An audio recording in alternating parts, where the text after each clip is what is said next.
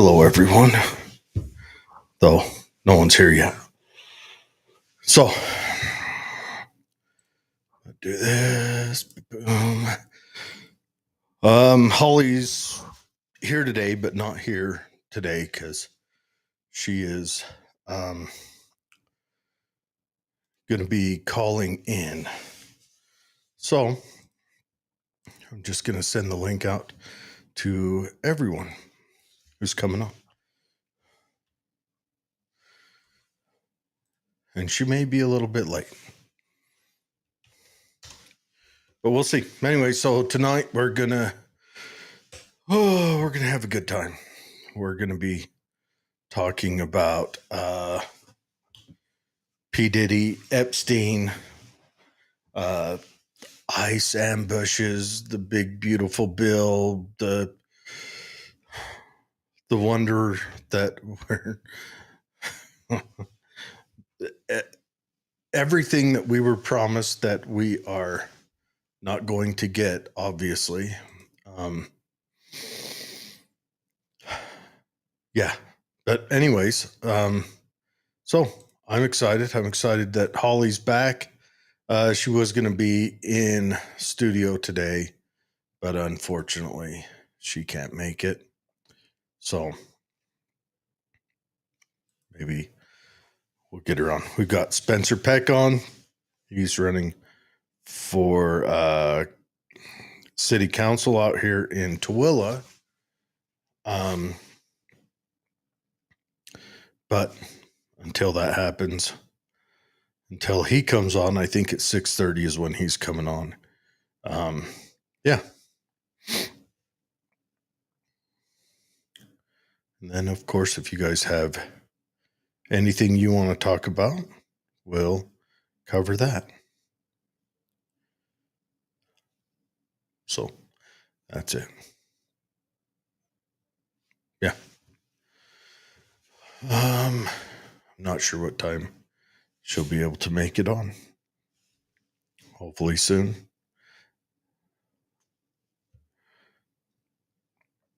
Let me just let her know the link was sent. And we'll do, I guess, a slow spool up of all this. Oh, and I hope everyone had a good 4th of July last week. We were going to try to do the show on Thursday, but things just couldn't come together. So we didn't have a show. I didn't think it'd be worth it to try to pull a show off while everyone's out watching fireworks and everything else. So we didn't have one. And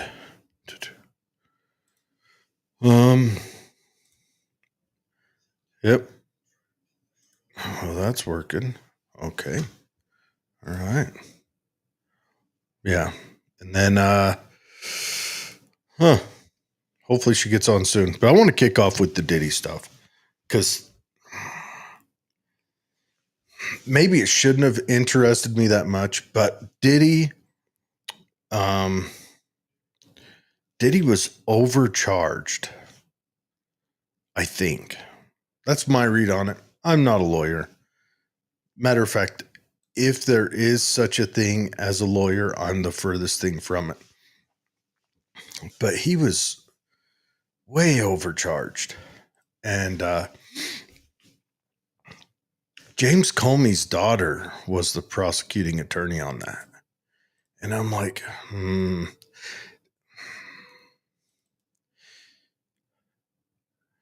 So here's a question for anyone who's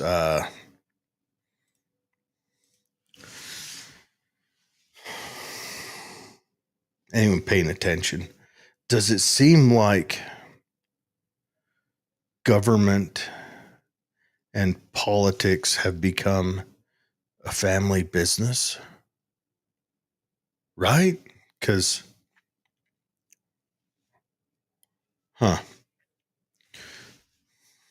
So if Comey's daughter is the prosecutor on that. I mean, that means she followed her old man into government law, government criminal law, you know. And so it just makes me wonder, are we looking at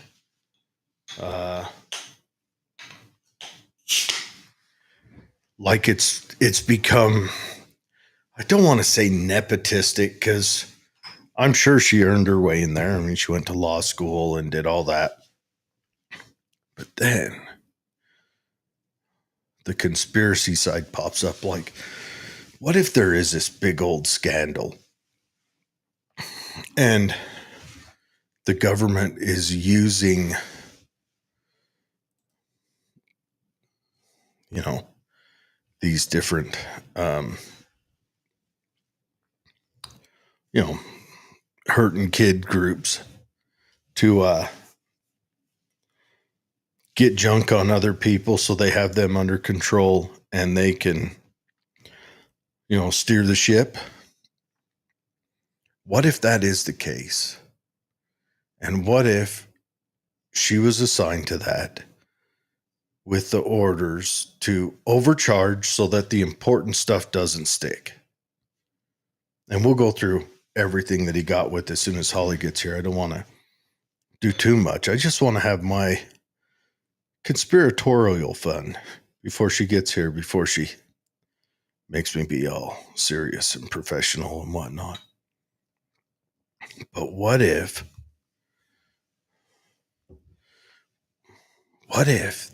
it's all like the worst things that Mae Russell and Alex Jones say it is? What if it is all that? Just because this is too crazy. Way too crazy. You know? I mean, it's just, man. So Comey, the guy who was the FBI agent under Obama, who was a part of, oh, here's Holly now. Okay. She's ready. Hi, Holly. Hi, friend. We were just, I was just waxing poetic before you got here. Oh, don't let me intrude. You go ahead. Well, I wanted to get it out before you got here. I was just talking about how, oh, I've got to change the name here too. I'll close my ears. You go ahead.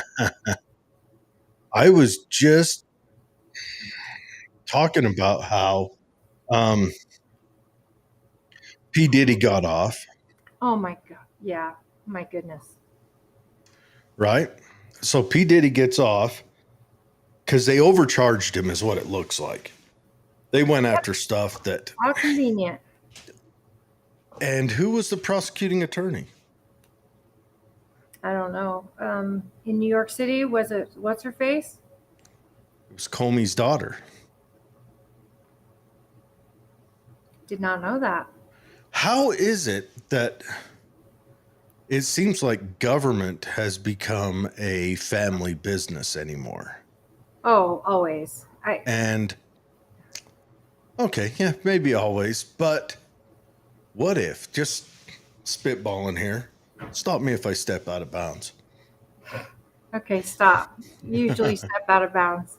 I ain't even started yet. I know, but I know you. Let me get, well. Okay, stop me if I get 3 steps out of bounds. Okay. But what if P. Diddy and Epstein were both these blackmail artists for intelligence agencies, domestic and foreign, which I'm a firm believer of, and she was told to overcharge so that he did kind of get away with it. You know, gets a little retirement package out of him. What if? I don't think you are wrong. Overcharging sometimes is exactly how they can make it look like they're taking something extremely serious, and then you have to go, oh no, when they don't get found guilty because it doesn't match the law requirement or the statute in order to charge or to meet that. And they know that. They're just, oh, it bugs, man. There is so much going on in this world that where do we even start, right? Yeah. So P. Diddy got away with whatever he was doing. I'm sure that Johnson & Johnson, the producers of baby oil, was quite nervous there for a minute. They were probably batting down the hatches and looking at their 401ks, wondering if maybe they could, reinforce that somehow, selling something. But P. Diddy is free, and Johnson & Johnson employees shall have an established retirement now. They will. Their future is secure. I hope they didn't jump the gun and lay people off. I know P. Diddy was out of the market for 3 months, and I hope Johnson & Johnson was able to. Are you wrapping this up? Yes. This trail that you're yes. down? I'm hoping that Johnson & Johnson was able to hold strong and not lay off too many people in that few months that P. Diddy was out of the market. Yeah, that's it. I get it. You're really sweet to think of them. Hey, I am. So hi, Jordan. Jordan yes. is saying hi, and I've been MIA for a while, as you all have noticed. Mm-hmm. Well, I think maybe many of you have noticed. And I've had some pretty life-altering, hopefully. She had a baby, guys. Yeah. Ellie had a baby. It was last minute. We didn't know about it. I needed a tax write-off, Yes. But I did have medical stuff going on, and I've been in recovery for the last 4 weeks. And so I'm hopefully going to get back to life. And so I appreciate Jared. I appreciate you, friend. And I just love you. And I missed the show so badly. And the people, Jordan and Fred, and Thomas, and just there's too many people to name. I just love our audience, and I've gotten some incredible support from members of this audience and good friends of mine who just came in clutch. And I cannot say thank you enough. It's been amazing to get so much love and support. And that goes for you too, Jared. Thank you. You're very welcome. I'm glad that I held the seat warm for you. And we got to thank Carrie and Katie for coming on all those times and stepping in, and they did great. I mean, it was a good time. Yeah, it was really cool. Are we live on YouTube right now under Political Head Trauma or under KMMU? Well, it would be under both. Because I'm not seeing us on the page, but I'm going to check KMMU. But you guys, remember to like and subscribe and leave comments, even if you hate what we're saying. Especially if you hate what we're saying. Tell us. And I didn't really have a baby, Jordan. But thank you. I wish. He says he's currently taking a break from a movement that he's been volunteering for. Jordan, you want to tell us more about that movement? Shout it out a little bit, unless, of course, it's, the great supporters of P. Diddy and JeffEpstein.com. Then don't. But other than that, we'll see what you got. Do you want to talk about Epstein? There's another one. I don't know. You know what? What would be best? What do you would it be best to get Epstein out of the way now, and then talk about the big beautiful letdown when Spencer comes on? As a Republican, and an avid Trump supporter who put my money where my mouth is, who walked and knocked on doors, who traveled all the way to Milwaukee to get this man elected, who believed in him wholeheartedly, and I still do believe in him. But I am very disappointed in this whole let's just forget about Epstein.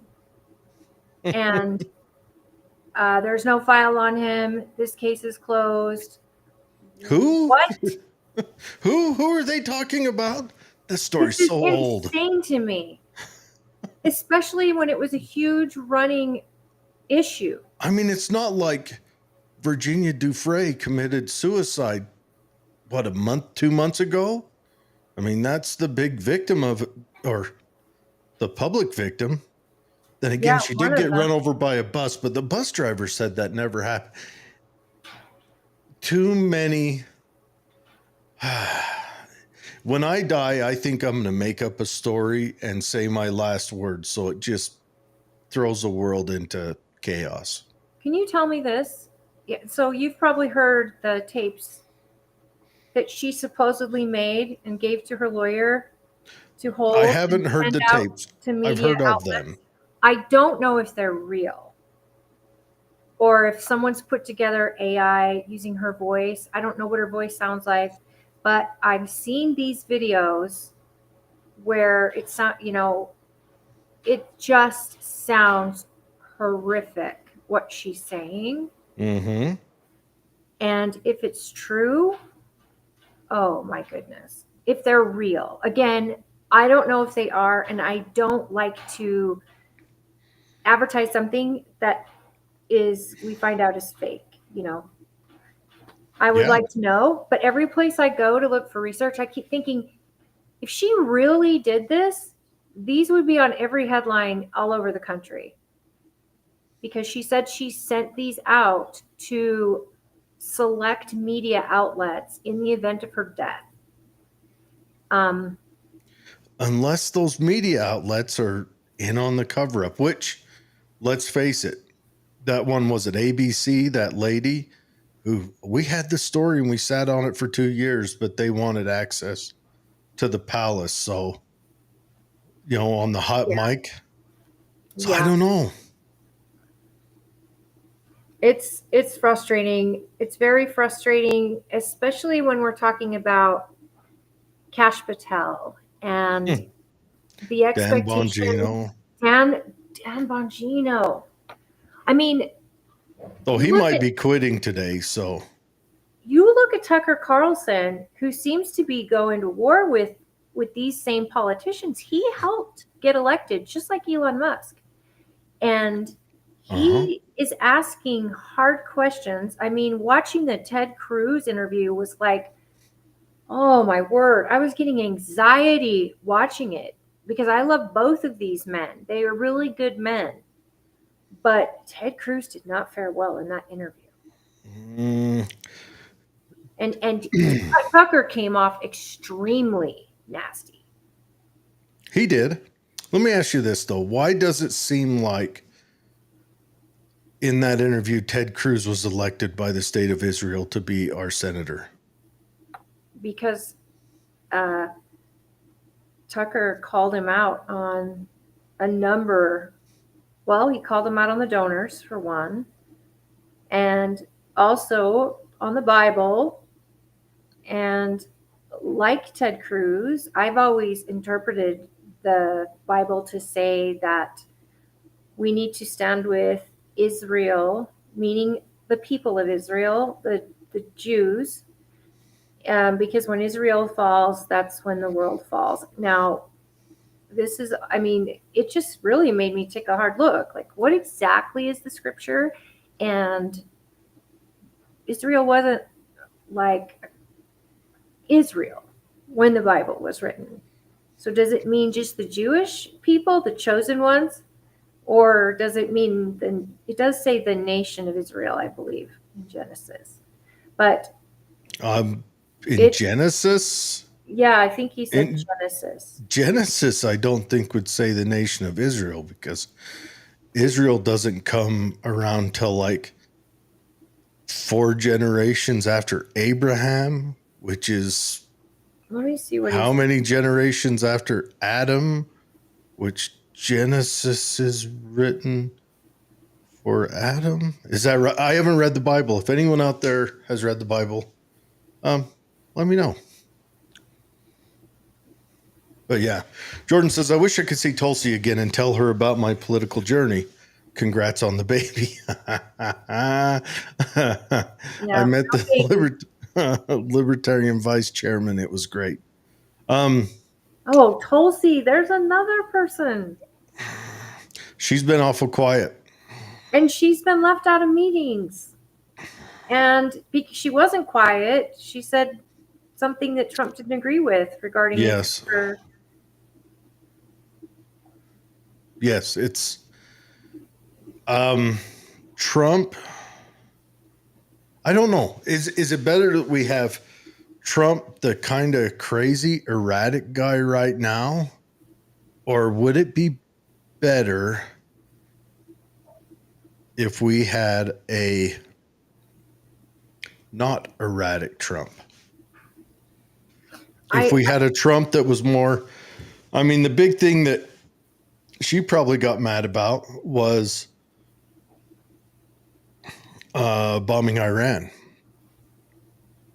Which, yeah. I mean, look, let's face it.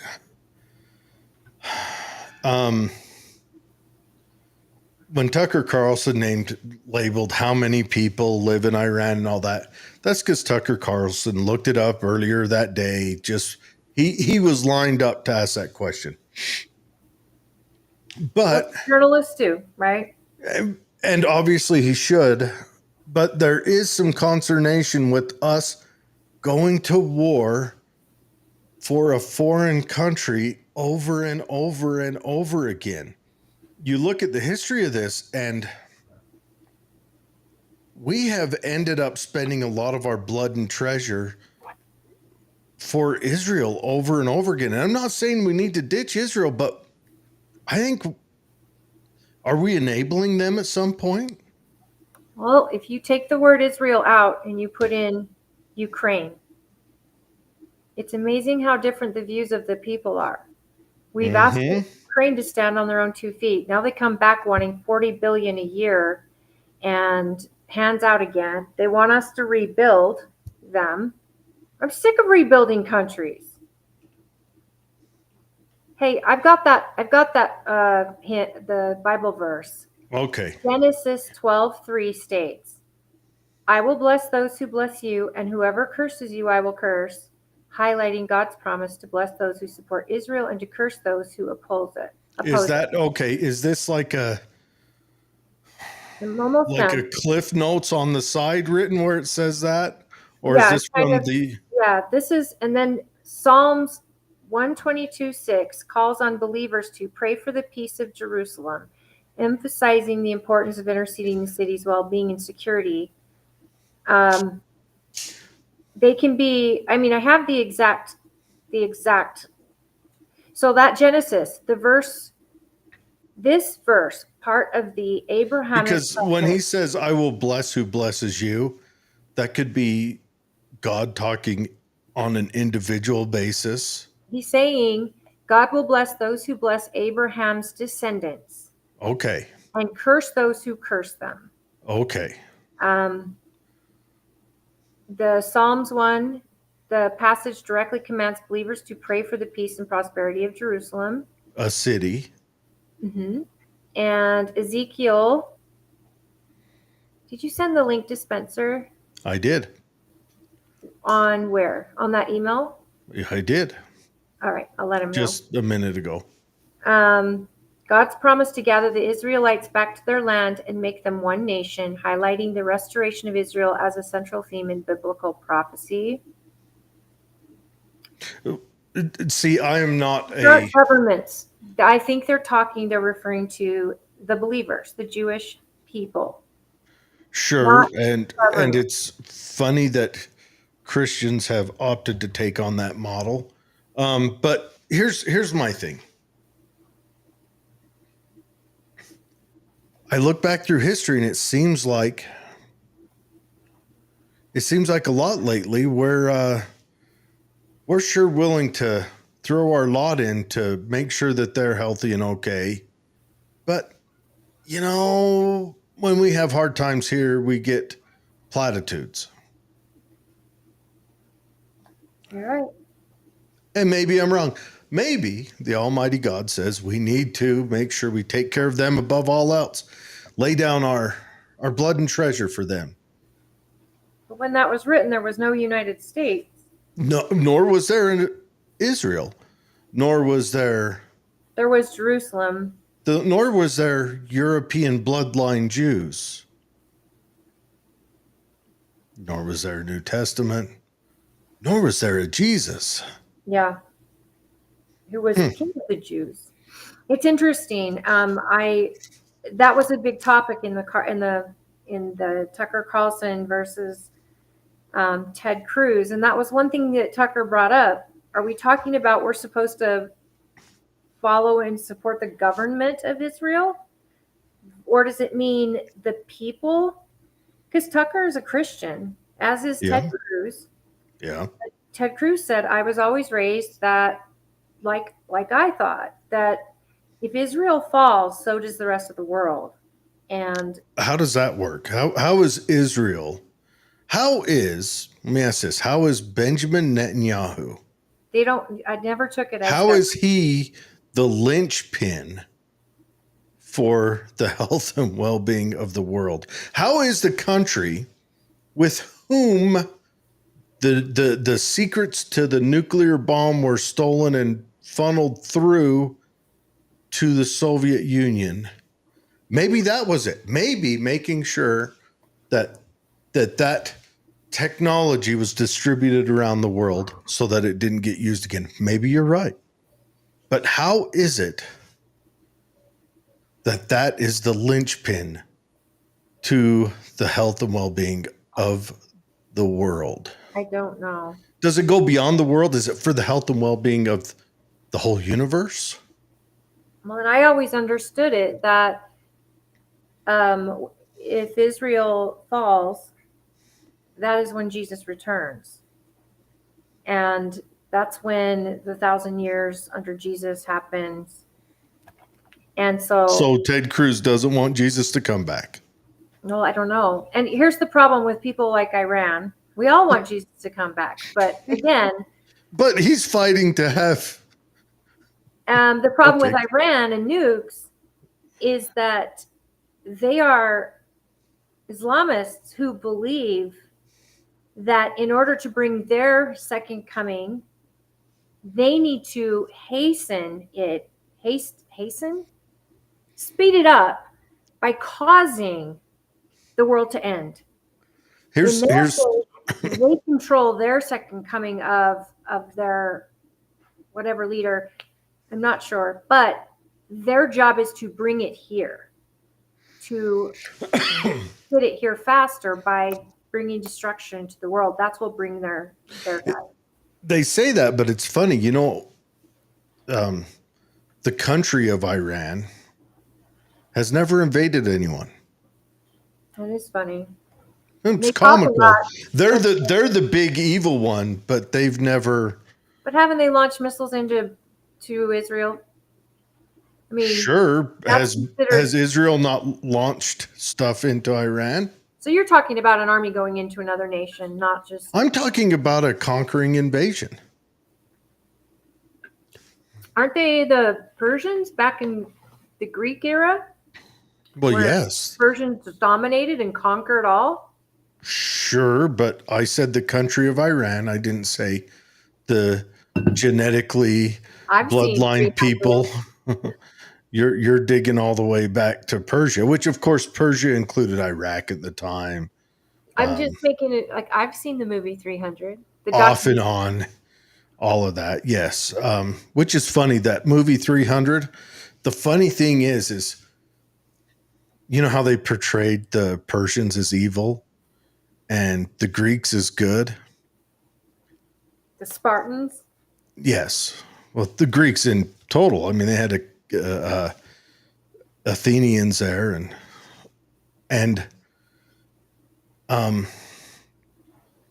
you know that one of those two groups didn't allow slavery.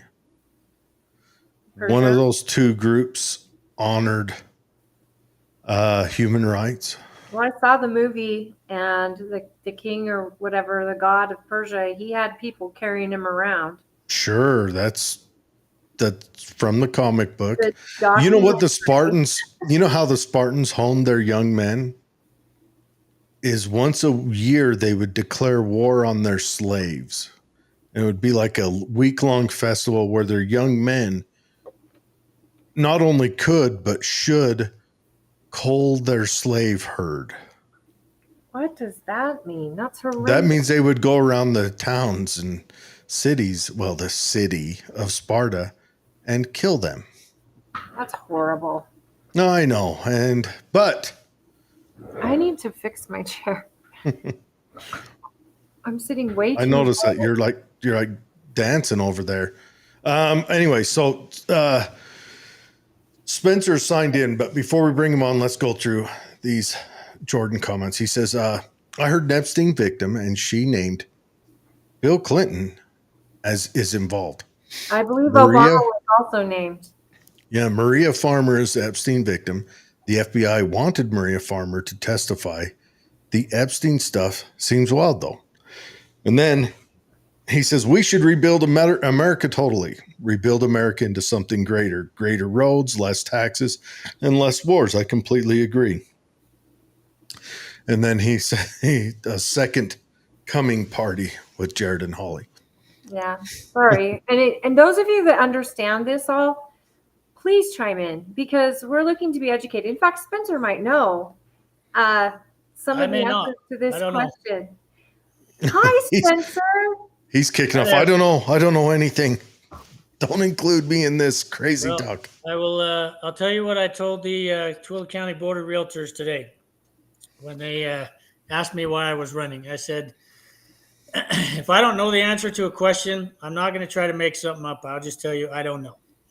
So Spencer is running for Tooele City Council, and I do want to. I'm really excited because you're also well known in our community for being just an honorable business and somebody that people trust and call upon for their plumbing and contracting needs. And Spencer's wife is also an honorable member of our community as Tooele's own House of Representative member, and Nicolene. So she's a great friend of the show, and we're so excited to have you here, Spencer, because you're very, very smart, and you're just the best person. I'm so honored to know you. And what we were talking about before, I'm just going to throw you into the sharks because you are a Christian man, and we were talking about the Ted Cruz and Carlton Tucker Carlson. And we were talking about the interview, and I don't know if you saw it, but Ted Cruz was saying that in the Bible, it tells us that we need to support Israel, or, those who curse Israel shall be cursed, and those who support will be supported. And Tucker's like, you mean the government of Israel, or do you mean the Jewish people? And so I was showing a couple of different parts of the Bible, just some that talk about that very thing. And I'm just curious, as Christians, are we told in the Bible to support Israel, the government, or the world? If Israel falls, so does the world. And that brings back Jesus, from what I thought I understood it, that Jesus will have the second coming if the world is, but I'm not sure exactly. Do you have any thoughts on that? Did you see the interview? I didn't see the interview, but my personal opinion is we need to support, not necessarily a government, because governments are created by man. Right. And so if we're looking to a government of God or of Christianity, I believe that's what that would refer to. Now, if you're talking about, do we support Israel as a nation or as a Christian nation? Yes. Do I support the war? I support what Israel's fighting for. because they don't want to be oppressed. They don't want to be dominated by anyone, nor should they be dominated by anybody. They want freedom just like everybody else. And so it doesn't matter what religion you are. I don't think if you believe in God, we're all brothers and sisters, and we should be fighting for each other in those beliefs and religious freedom, which is part of what Israel is fighting for in this war, is for their religious freedom. So, I mean, you look at the attack on Jewish people in our own country. Why are they being attacked? Because they're Jewish? That's no reason to attack someone, and so just because of their belief. So, they don't want to be oppressed. I mean, that's my opinion of what the Bible would refer to as is protecting a belief that anybody could practice religion however they want. That should never be denied to any person. Do you see it as something that the United States should be getting involved in, or do you more see it that Israel should handle it however Israel feels it's best? And like Ukraine, that I know a lot of Americans are really tired of doling out the tax dollars to Ukraine, and then we're told we need to rebuild Ukraine. If you took Ukraine and replaced it with Israel, Americans are so done. But if you were to talk about Israel, we're in a whole different way, because I'm confident that if Israel wants to take on a nation, they have everything they need. Sure. I think as far as Ukraine, I think what the people are tired of, including myself, is where's all the money going? Yeah. I don't see Ukraine as necessarily as strong as ally as Israel is to the U.S., which is why I think there's more support going there. I've read the interviews with Zelensky and President Trump. That would be my first question. I would say, President Zelensky, I need an accounting of where all the billions of dollars that we have given you, where is it going? Now, it may not be an honest accounting, but I would want to at least see something. Where is the money we giving you being spent? Are people being paid off? Is it being given towards corrupt person or situations? Where is it all going? Now, the stuff we give Israel, I think we have a better idea of where it's going. And that's why I think people are a little bit more supportive of that. And they're our greatest ally in that region. And we need allies in that region. That's my take on it. That's fair. I mean, well, I just want to mention, I don't think that's an apples to apples comparison on where the money went. One country is currently occupied and the other one is not. And I'm not saying this to justify, but Ukraine, one, a much younger government, in a much less stable situation to know what's going on, and notoriously corrupt, coming out of communism. And they came out of communism, such as all governments that do that do. And I'm not saying you're wrong. I do have consternation when I hear people say, they haven't done it in a while since this was brought up, but a few years back, someone brought up, well, Israel has universal health care, and it only cost them whatever it was, $50 billion. And that very year, we had given Israel $50 billion. Nice. And that was a lot to drink in, And I used to be a stumper. I used to be wholly on board. And then I took a walk down history lane, and now I am very nuanced. Well, I would also say people would ask, is there corruption in Israel? For sure. I mean, probably any government, there's going to be an element of corruption. And so our own.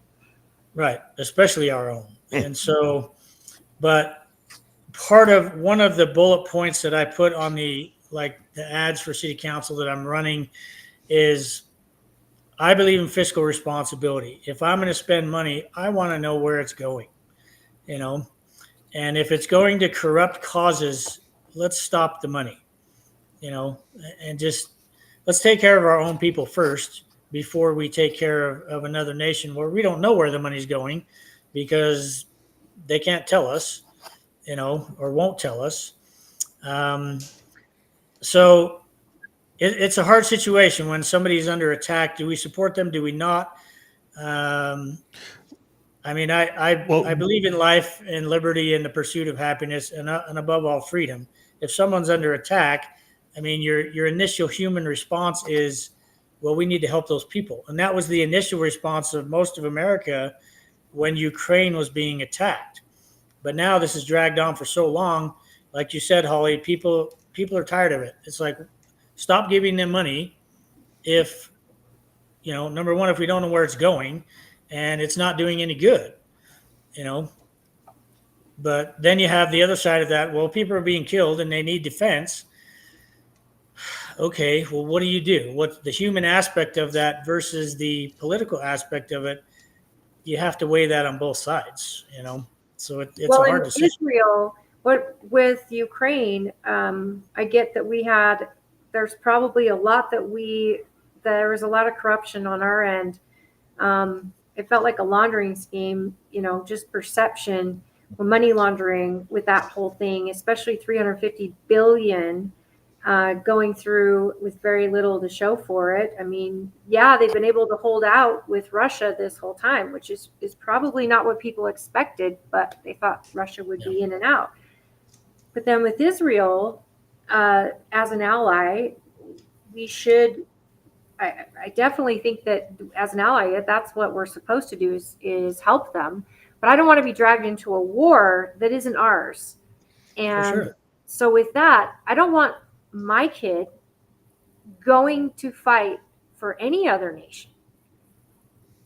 But I think what Trump did with the bombing of their nuclear sites was, a lot of people are happy with that. I'm still learning more. So, I've been out of it for a month, but I know that they had a nuclear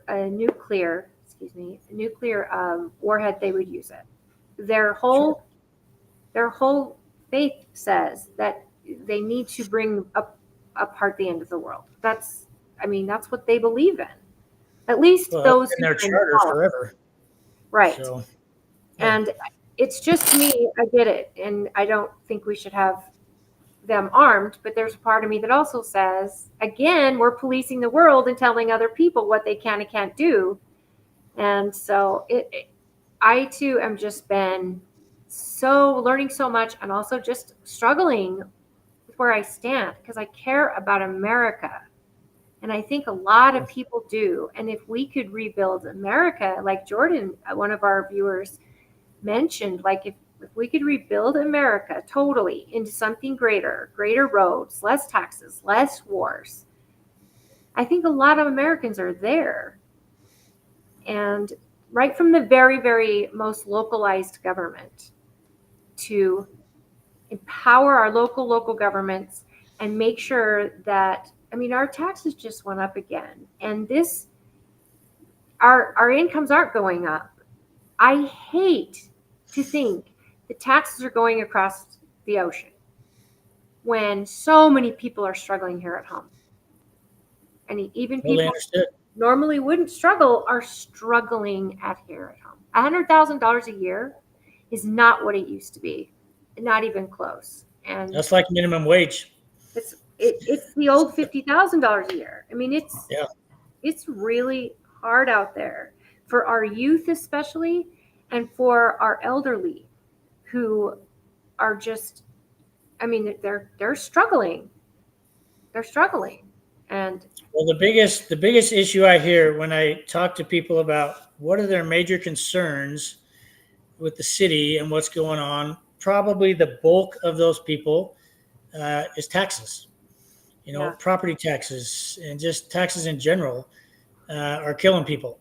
If you look at most of us who've had a house for a long time, your taxes have doubled or sometimes tripled over the span of 15, 20 years, whatever it might be.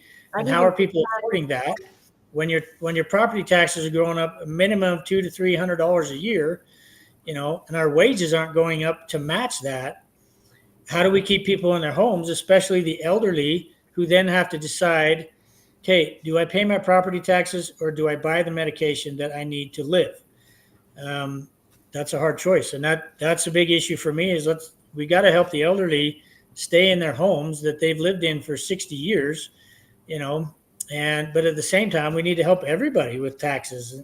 I don't mind small little incremental tax increases. I get that because of a growing city, you're going to need that. But when Mayor Dunleavy was mayor, taxes stayed the same for 10 years.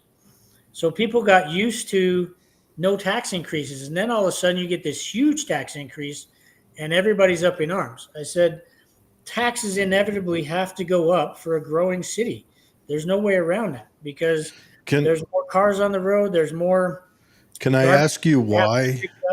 What's that? Can I ask you why taxes have to go up for a growing city? Because you'd think more cars on the road would cause more of the sales tax of fuel and tires and automobile and those things. But why do taxes have to go up on your property for a growing city?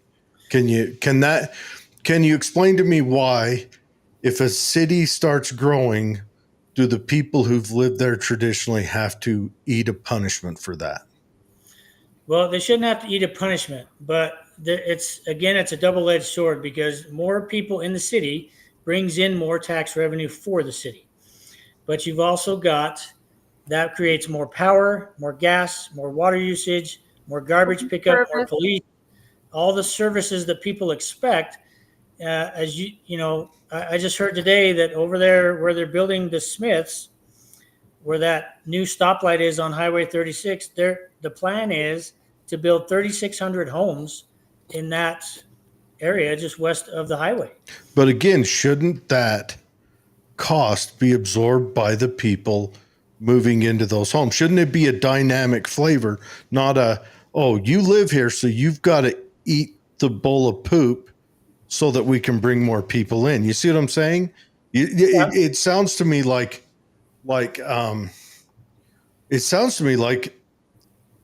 under that idea, and I'm not trying to bust you here, but it sounds to me like under that idea, I've got to pay for new people to move out here instead of developers paying for it and people moving out here, Sure.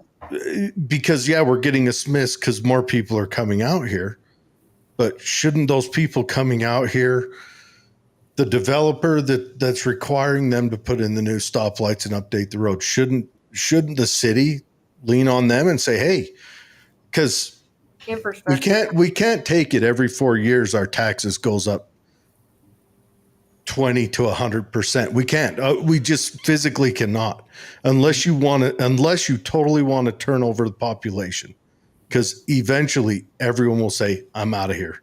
This is no longer a prosperous place to live. I just mentioned, though, that 75% of those taxes go to the schools, and they haven't been run magically. So again, we've got.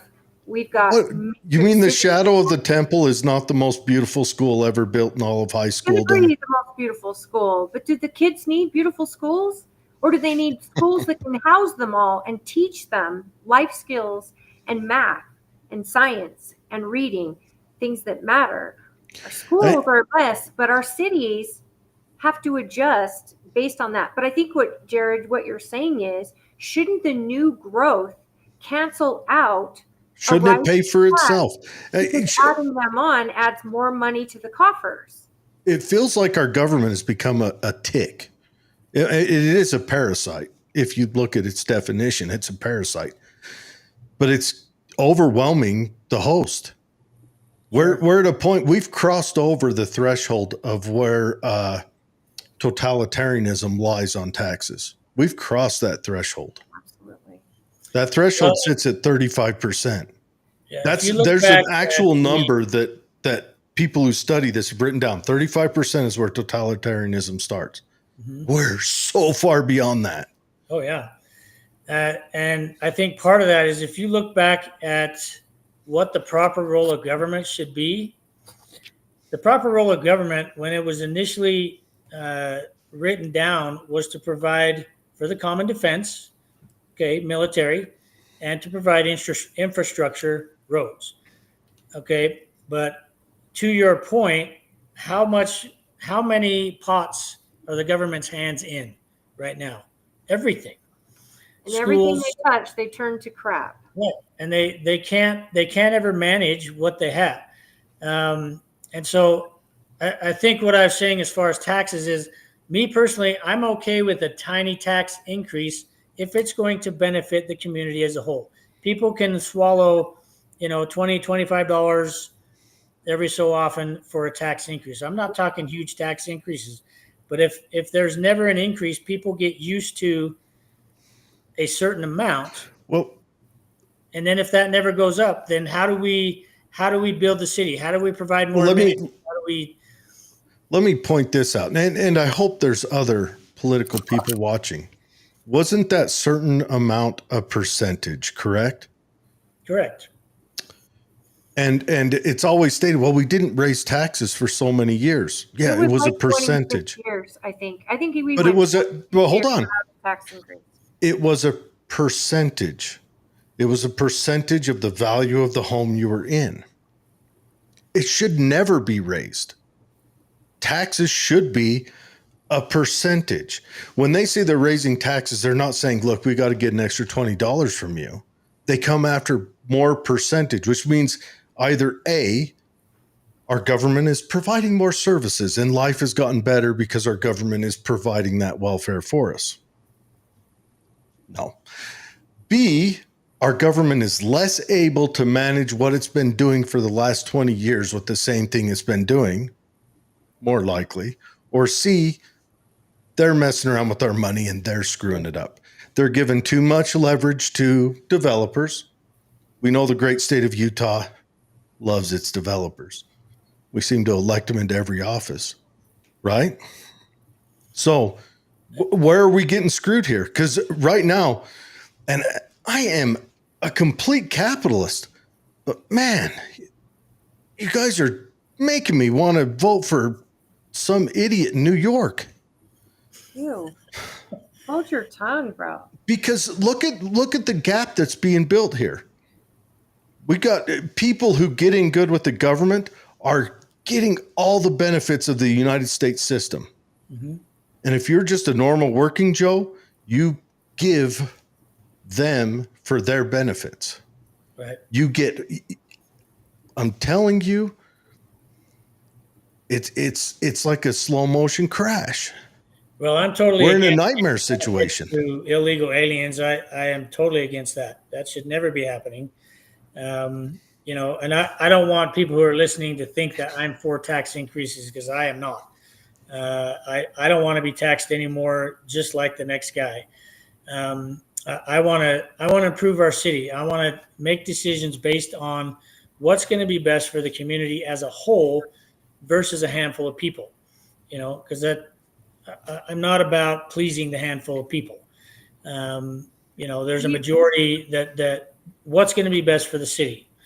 And so I'm kind of an outsider coming in, which I think is to my benefit, that I don't work for government. I don't depend on government money. I would like to see the government get smaller instead of get bigger, because like Holly said, anything the government touches goes to crap. And that's absolutely true, because they don't know how to manage it. And so, Trump's a businessman, and, he's shaking things up, and some people love it, some people hate it. But if we never make decisions and make cuts, we're never going to be able to run a budget.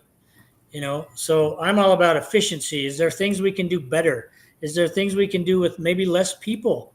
And it's going to be hard. Any of those decisions where you're dealing with people's livelihoods and stuff like that, that's a hard decision, Well, I would love to add this.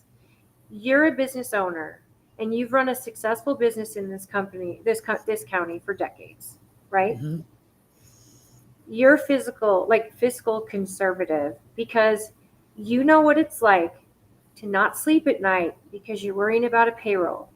you're worried about meeting payroll, you're worried about rising costs of product or whatever, and you I know because I've actually had you come out to my house, you're conscious of your customers' needs and you try to work with them and make sure, as a businessman and a business owner and a member of the community and someone who values your reputation and your word, you know, also because of the taxes you pay on your business plus the taxes you pay on your home, you are more common Joe than a politician.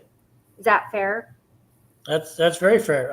I don't consider myself a politician at all. In fact, for the most part, I hate politics, but when people ask, because running for city council, like I said, was never on my radar. It never even entered my consciousness until people started coming to me and say, I think you should run for city council. And I said, why would you say that? Why would you tell me that? How dare you? What did I do to you? I don't want that. I don't want a target on my back. But they said, just like the very things you talked about, you've run a business, you have to stay in budgets. You have to listen to the customer's needs and be able to solve those needs for a fair price. And, those are the kind of people they said that we need to run the city. Now, I'm not planning on running the city. I do want to ask, if I'm elected, I want to ask all the hard questions to people wanting money. Okay, show me the results of the money you've gotten in the past. What has it benefited this city? Is it worth giving you more money? Like all the rehab centers, the homeless shelters, all those things are constantly wanting more money. Right. And that money, it's either coming from the government or us or both, because it's our tax money that's funding all that. So is there a way we can do it more efficiently with less people and get a better result than what we're doing now? That's what I want to explore. I've got an idea. This is a crazy notion coming from the non-religious guy. There's a very wealthy church down every street. Churches used to handle that kind of thing. They were always really good at it. Sure. Now I get that FDR pooed in the punch bowl, but can we claw some of that back? Mm-hmm. I don't know.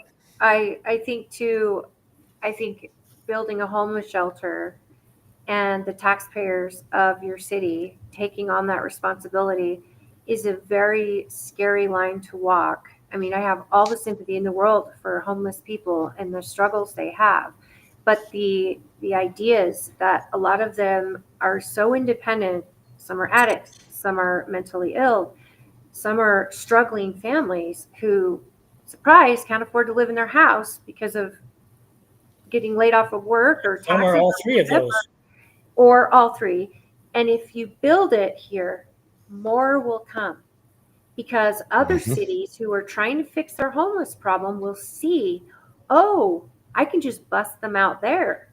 Well, what do we have? That's what do we have coming up in a few years? Olympics. And what happened last time we had the Olympics? Busloads of people were shipped out here. They brought the homeless out and dropped them off in Middle Canyon. That's a lot to drink in. With nowhere to go. And it was the Winter Olympics. Let's everyone drink it in. That Salt Lake City loaded its homeless on buses, drove them around here, drove them up the canyon so we wouldn't watch them. We couldn't see them dropping people off, and dropped them off up the canyon in the winter. That's unconscionable in every direction. Sure. It's unconscionable to do to them. It's unconscionable to do to us. But here we are. Should have taken them to Las Vegas or somewhere warm where they're not worried about just freezing. I heard LA wants them. Well, that's it.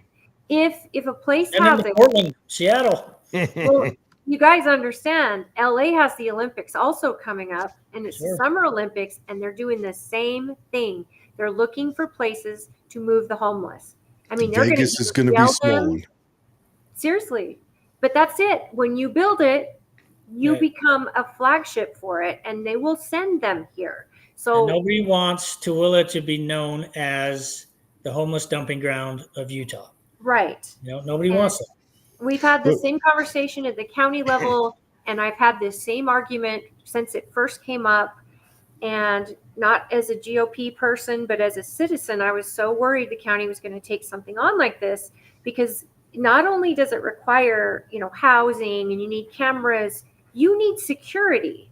You need to have a tight security system that's protecting the women and children that may be homeless versus the men, because we're talking mental illness, and we're talking maybe criminals, and we're talking regular families who are just having a tough go. And, the need is there. We need some way to help them, but there's got to be some smart way that we can stay. And like Jared said, where there's fundraising done by the people who really want to help, they get a tax, they don't pay taxes. So, and they bring in, money, and this is all churches, but yeah, what if we got churches? The churches and say, hey, look, we need this here in the county. Is there something you can do? Because this is how much it's going to cost. You guys should handle it. And then it's not, hey, we're getting, our city is paying for this. Salt Lake City wants to make a deal, or they're just going to bring them out and not make any deals. And Tooele County citizen can just eat it. If the Mormon church wants to justify staying tax exempt, which I am not one of them, but there are a lot of calls to tax churches. I'm telling you right now, this new generation coming up wants to tax churches. Mm-hmm. And if churches want to stay tax exempt, they need to step up. I would like to see us get the Baptists and the Catholics and the Mormons all competing with each other to see who does the best job for their communities, keeping them good, wholesome communities again. Let them compete. Let them say, well, we do the best job. We do the best job. Let them like they used to. Let's get that going again. Another thing, we need to start institutionalizing people that have psychosis from drugs and all that stuff. They need to no longer be on the streets. Right. To protect the common good, to protect the regular people. Well, and to protect them. Protect them. Absolutely. Yeah. And so there's a lot of things. I mean, we are at a point right now where the government no longer provides a livable good. And they go any further and it will be an unlivable good that they provide. Mm-hmm. And that's when it gets ugly. And that's when you start getting socialists elected. There's a reason the Bolsheviks got a foothold in Russia. It's not because the Tsar had a thriving economy. We need a good economy. That knocks out 30% of the homeless. You have a good economy, a thing that people can have pride in. They get a good job that can pay for a good life. You need to have, that's probably the most important. The drug problem, I don't know. A good economy has proven that less people are on drugs when they're able to make money and have a life. And you don't even have to mention Russia. Just look at New York City right now. Look at New York City. From there is a socialist who believes in a livable wage and people shouldn't work too much and everything should be free. Your bus travel, your subway. Well, look what LA just did. A lot of money. LA voted that $30 is now their minimum wage. How do businesses drink that in? Survive? How's a business supposed to start? Absolutely. Drink that in. I think the bottom line here, though, is that we aren't LA, we aren't New York, we are a small community, and this is happening all across the nation in small communities like ours, where we have this battle of we're growing so quickly, we need to catch up, and we don't want to grow too much, we want to stay small. I'm fine with growth. Wrestle. I'm great with growth. Yeah. I'm just not okay with I have to bear the burden so we can grow. I don't want to end up being homeless so that Right. we can get Costco. Because I Totally won't be agree. able to use Costco if I'm homeless, Right. you know? And that's where we're headed. It seems like that's where we're headed. We're headed, and do they just not lay enough stipulations on the developers? You know, the developers need to build and have set up so a park is managed. Or does the city you have to take that over? infrastructure. Every infrastructure development for these large communities should be on the developer, in my opinion, to provide the 100%. roads, the sidewalks, the water hookup, because they're the ones who are profiting off of each home. They're writing the the CNRs, or what are they called? ECNRs. Yeah, and the developer is able to sell them for whatever they want. And at the end of the day, if there's a market for it, especially housing, it's flying off. They're getting sold before they can even build. Sure. But they're not being sold to anybody who should be able to buy a new house. You know, there's Well, they're not not being sold. a Remember what we 20-year-old found isn't out? buying a house. Do you remember a what young we found out, Jared, in They the can't Park afford it. City, when we were talking to the Park City about their development, and how the government said you need low income housing out there. And we said, well, wow, what does low income housing look like in Park City? And he said, well, low income in Park City is under 300,000 for an apartment. apartment. Or a small townhome, and they were like under 500,000 for a home, and we're just like, what? But But that's where how they we're get at. around it. That's how they say low income housing, and they take the median of what people make, and not just make, but what people are willing to spend, and they'll sell it out in no time. Sure. But it can't be people that are just coming up, young teenagers, or young adults, or elderly folks who are looking to downsize and get something smaller. It's near Well, impossible. even these townhomes in these smart city areas that the cities are building, to me, that's not affordable either, because those are No. $400,000 to $450,000 for a little townhome, a 3-bedroom, type thing with an unfinished basement. And a neighbor 5 feet away. Yeah, you got a common wall between you and your neighbor. Well, what's affordable? Well, to me, what's affordable is back in the 90s, but we're never going to get to that point again, I don't think. So that's a hard, what's the cap at affordable? My son, can they afford a house? Well, they bought a condo, 3-bedroom, 2-bath, and it was about $400,000, and it was used, and that was right at the top of their budget that they could afford. And so, yeah, it's because I asked the board of realtors too. I said, how $450,000 is not affordable for a first-time home buyer, but that's what the median, even starter homes, that's what they cost right now. Well, and you add the fact that these young people, that's the top of their budget, and then they can't adjust for rising taxes. Right. They have no wiggle room in the budget for anything else.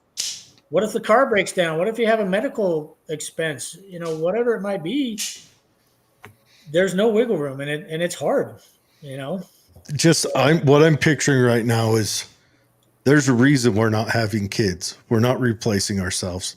That's because they cannot afford to have kids and live, or they perceive they cannot, which has the exact same effect.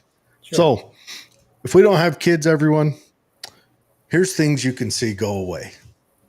Social Security, done. Social Security requires the next generation to pay for your retirement. It's gone.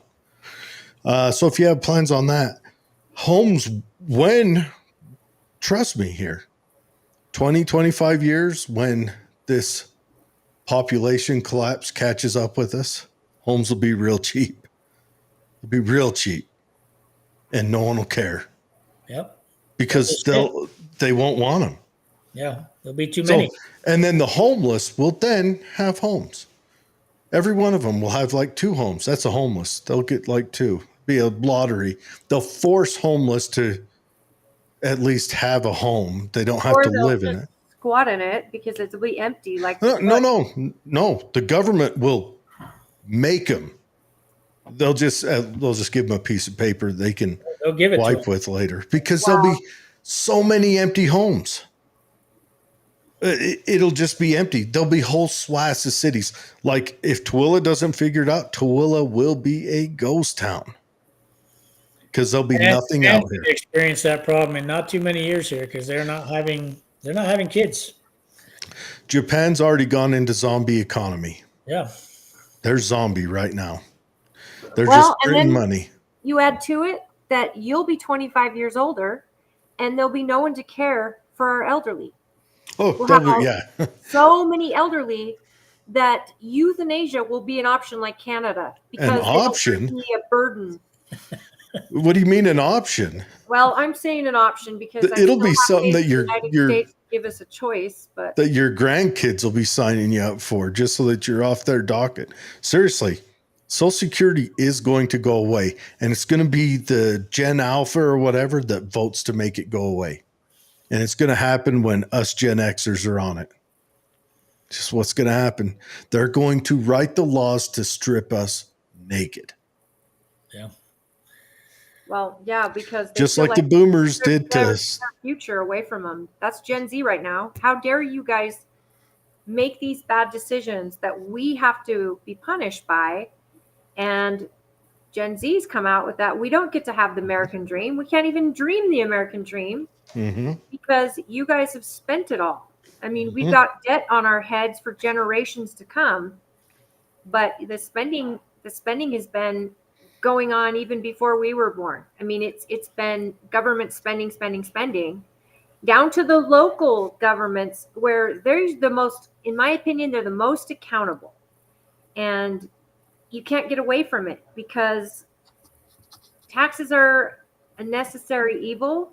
But what we do need is for people to be in local government that understand how budgets work, that understand the needs of the people and the not so big a needs of the people, and who focus on business before growth. You bring the businesses out because they're the number one tax revenue, and then you bring growth around them. You can't just And make sure that the businesses pay their own property taxes. right. That we're not stuck with that. So In this new development, are any of these new companies getting a tax break because they came out? yes, I talked to Melody Goches, who's on city council right now, and asked her that very question. I said, what incentives is the city giving these businesses to come out here? And I said, are they going to pay their own property taxes versus the people of the community? And she said, usually what Tooele City will offer is a tax incentive for the business to come out. And that's usually 3 to 5 years where they pay a discounted portion of their property taxes. Then after the 3 to 5 years, they pay regular.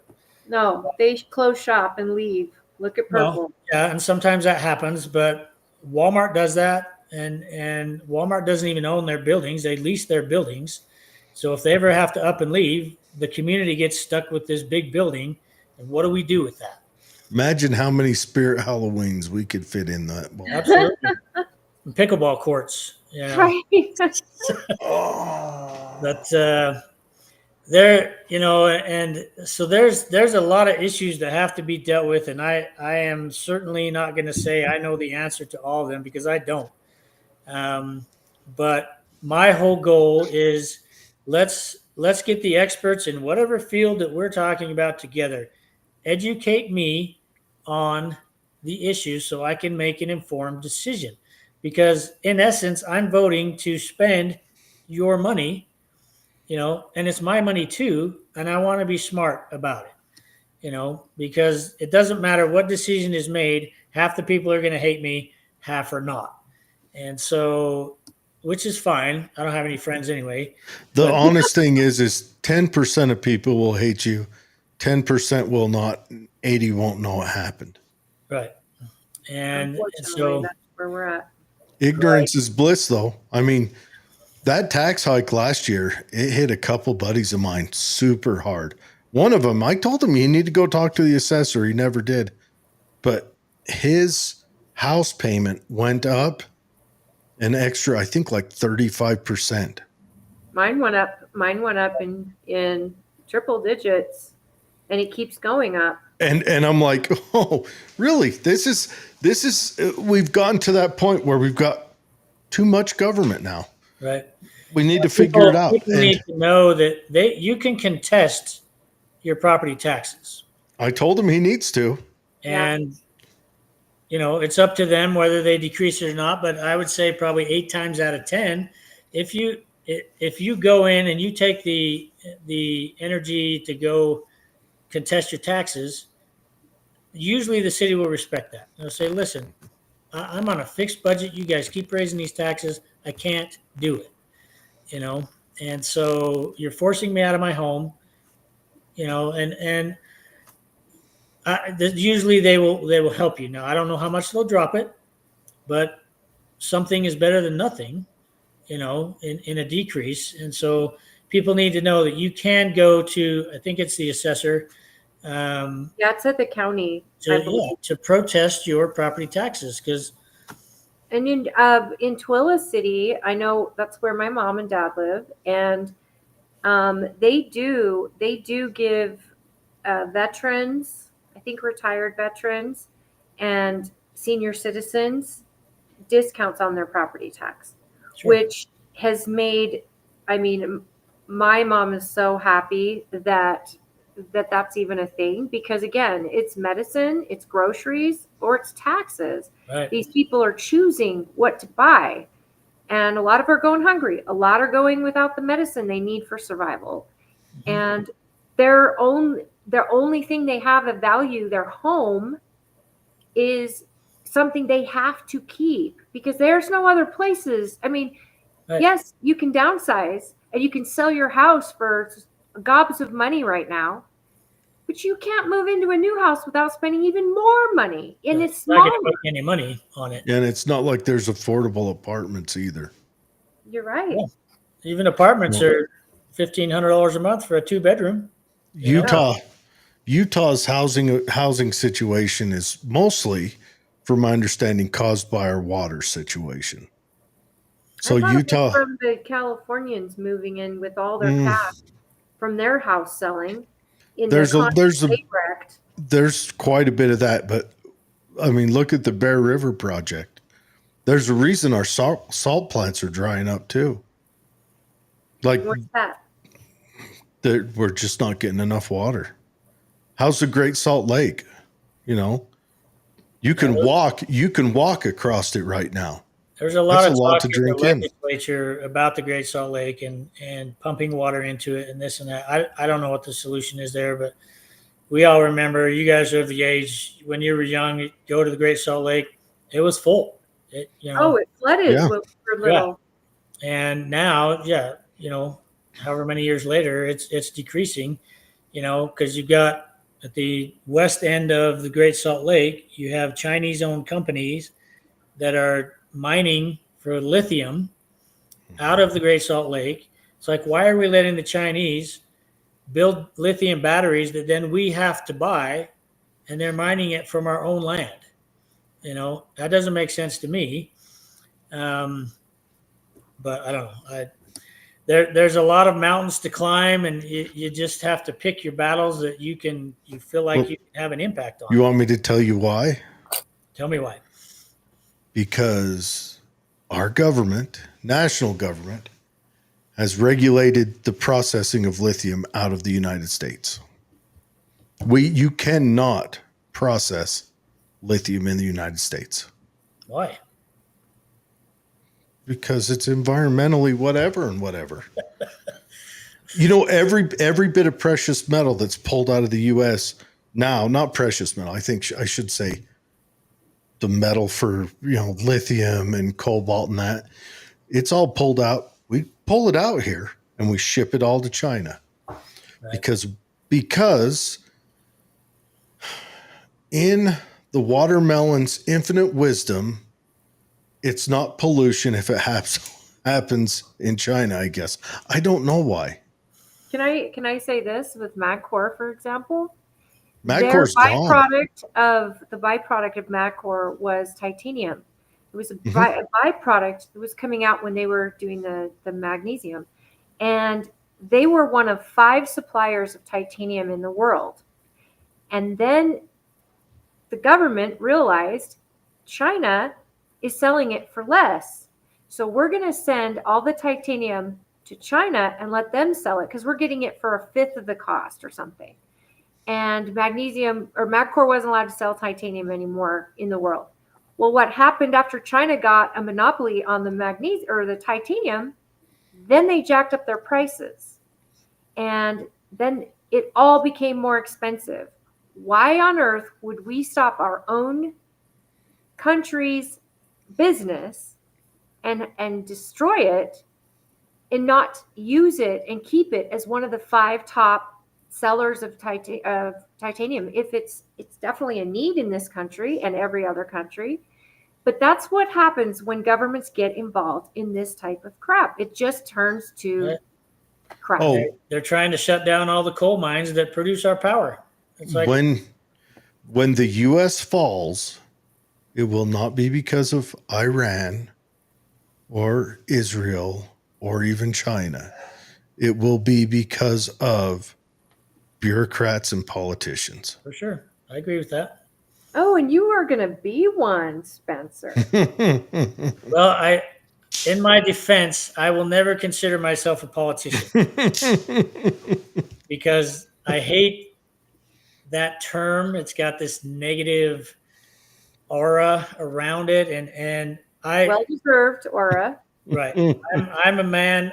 I think of the people because I deal with the people every day, and so because I am one of them, and so if I'm elected to be the voice of the common person in Tooele, I will love and cherish that title because I want common sense.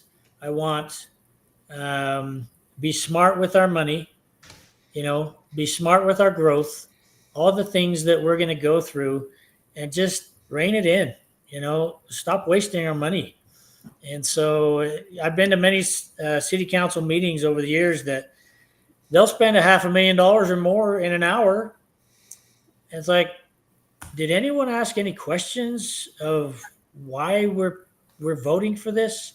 And I know there's meetings before the meetings and all that. But it's like, it's almost like, why are you afraid to ask the question? It's a simple question. If your son or daughter came to you and said, Dad, I need $1,000, you don't just give them $1,000. You say, why do you need $1,000? What is this going for? Because I have to earn that money to give to you. Right. So I want to make sure that it's going somewhere that's necessary, right?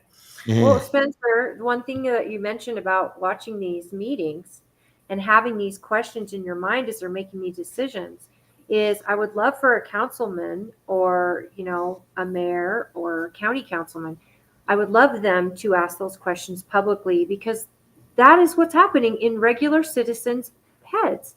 Right. And as my representative, I want those questions asked in front of me. Since I can't ask them in a public meeting, I can only make a comment. I want them asking each other, sure. Just like you said. And that's something I know you will do.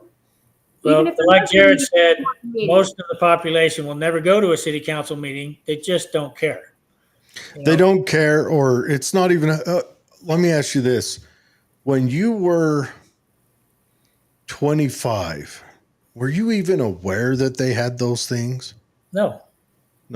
When did you become aware? What age would you say?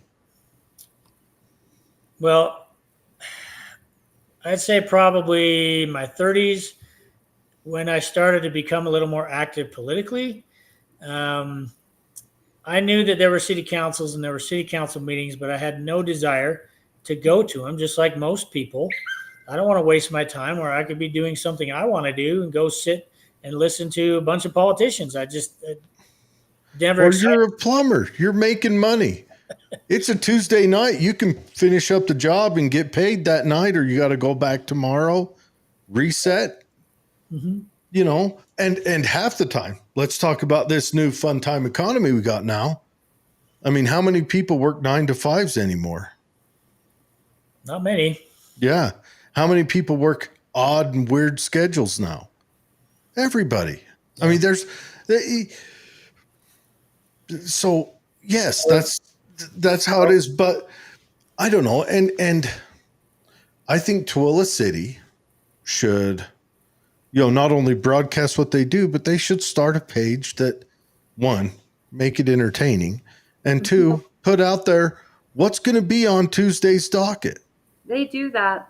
Well, That's already available. Okay, see, and the meeting. Then let me revert back to the make it entertaining, so someone might want to go look at it once in a while.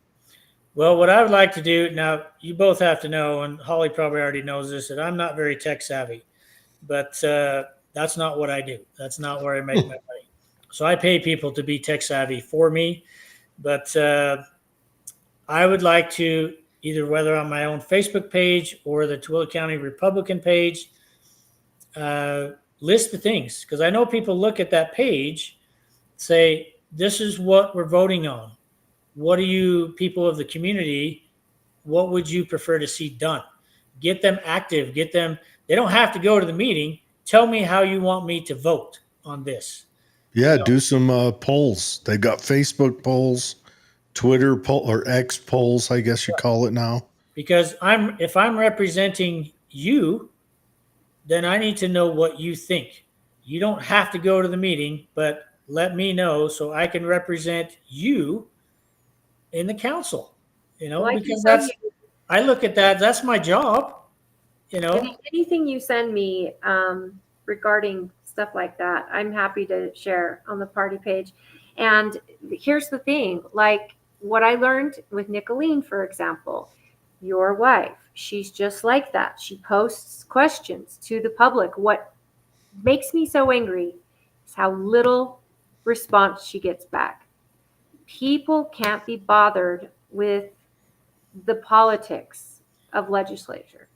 But they can be bothered telling everyone else where they went to dinner. Right. We don't care. Yes. We're a totally different community and culture than we used to be. Everyone is so self-absorbed, and they're not looking at the picture. Many of them don't even understand the levels of government locally. Let me make a quick call out though, because the great Thomas Sowell says there are no solutions, there's only trade-offs. And nobody ever puts a picture of the Taco Bell they're putting up on the Instagrams. Well, right? They only put good dinners up there, not the things that make them later on destroy a roll of toilet paper. Fabrication. Everything. But what I'm saying is here's the thing with the legislature. There's no pretty end to that. There might be a not as ugly end, but there's no pretty end to government law. Yeah. Because you can ask 10 people the same question. You're going to get 10 different answers. What would you like to see done? Well, you're going to get 10 different responses. And at the end of the day, we're still losing freedom somewhere. Right. Regardless of what the law or bill is, we are citizens losing freedom somewhere because the government decided to step in, make this bill, and someone is losing their freedoms. Because legislature and government, that's just how government is. They write a law, somebody loses something. Like my ideal, the city government shouldn't have to meet but more than once a month. And that's just to go over the monthly bill. Mm-hmm. They meet every Wednesday. They meet every Wednesday, which means every other Wednesday. Which means they're chewing up a little too much of my money. County probably sits on the same because we got incorporated living out here. But other places, the county shouldn't have to meet that often. And the state, I mean, they're meeting once a year. They've kind of got that down, but they shouldn't have to do it for more than why are they involved in everything they're involved in? Well, I don't want to get excited, but I just saw an executive order put out by our governor where he wants to create a board that handles the an executive order that handles growth and development in this state. Good. I'm still reading up on it. Okay, but hold on. like overreach So times 10. more people with cushy government jobs to get to tell us how we get to grow, but they're going to have to tax us more to pay for them. Thank you, Governor. You're doing a great job. Oh, good on you. What I don't understand is I don't know why. Legislature, whose job it is to represent me and argue it, unless he knew our legislature didn't want it. Maybe they said, no, we're not going to vote for this. So we decided to go the EO route. Yeah. You know, I wonder if Fazio would give me like a ton bag full of feathers. How big do you think a ton bag of feathers is? Who's the Fazio? tar that's going to cost. Fazio egg down there in Erda. How big is it? I mean, it'd be a ton. I know how much I got to carry, but I need to know volume. A ton of feathers? A ton of feathers. That's a ton of feathers. 2,000. But That's a how lot. big is it? How big? Like, is it 20 feet by 10 feet by 10 feet? Sweetheart, you're on the wrong thought. Think what the tar would cost you. No. I know where to get the tar. It's the feathers. That's the heart. That's the source. Tar's easy. It's at Home Depot. They all know me by name. The feathers is hard. Okay. Will Fazio give me feathers? Well, you probably have to go gather them up yourself. The worst they can do is say no. I'll have to go in there, pluck. I get one from each bird. You know, they have like 1 million birds down there. Yeah. So if I get one from each bird. We're coming up on Spencer's time. So I would love to give you the floor, Spencer. Yeah, Spencer. And I wish I could vote for you. Being a member of Stansbury, I don't get that option, but I'm very interested in Tooele politics. Like I said, my parents are there, and my mom tries to stay involved, but I try to stay involved too, just so I can let her know what's going on.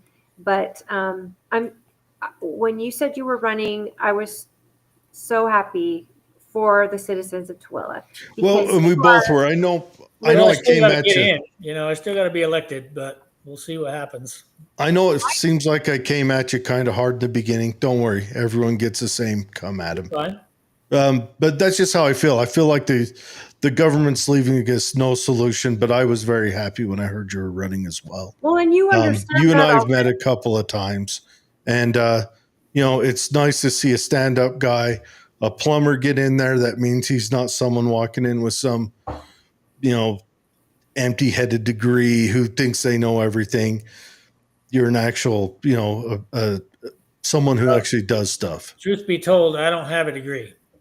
I like it. You just keep whispering them sweet nothings in my ear, because my degree, I guess, is in life experience. And so as far as a plug, I would just tell people that are listening and who you guys deal with that I'm a normal guy. I'm a regular citizen. I would like to go and leave some kind of impact for good, common sense, listening to people, because I'm one of you. I am not a politician. Never wanted to be a politician, and still don't want to be a politician because I hate politics. But if I can, make some kind of positive change in the city, then that will be the most rewarding thing for me. Now, I know that it's not going to please everyone, but I've met a lot of people. I know a lot of people in the community.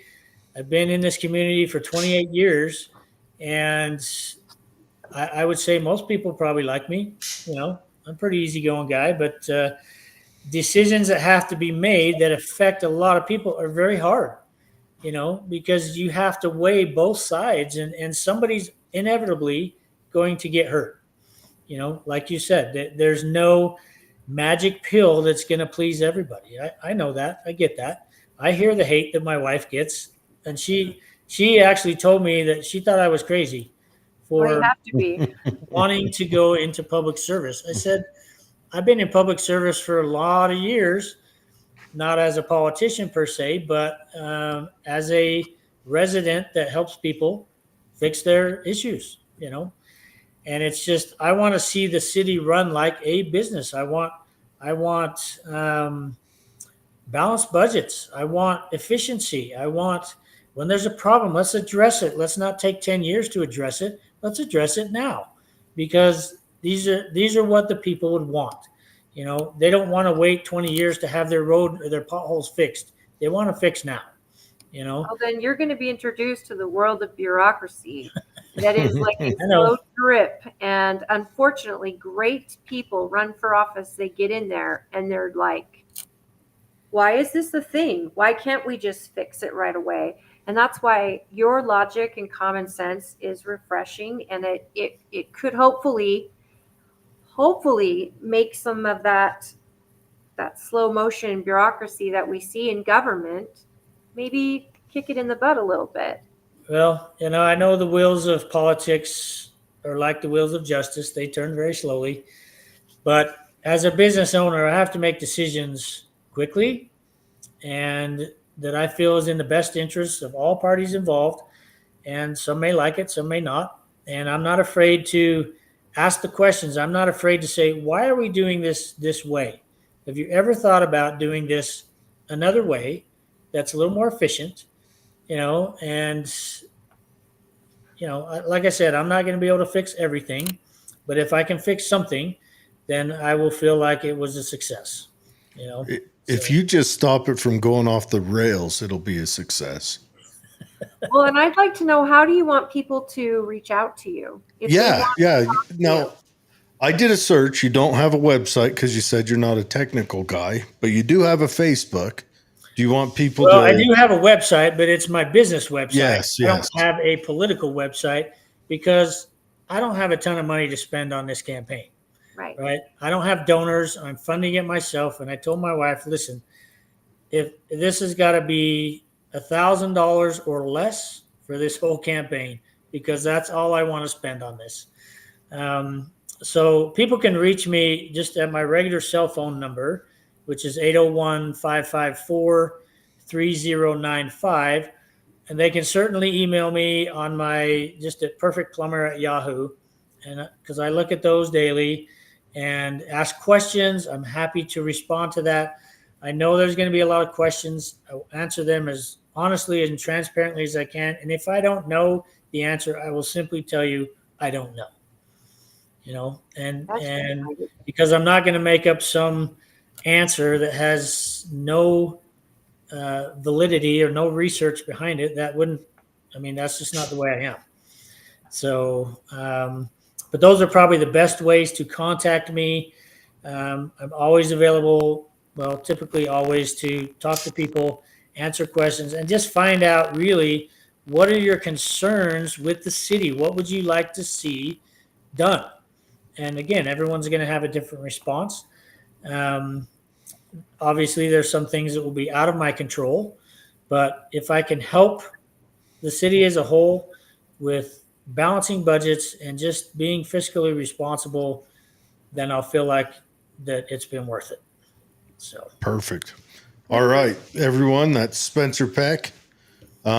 Repeat that number one more time.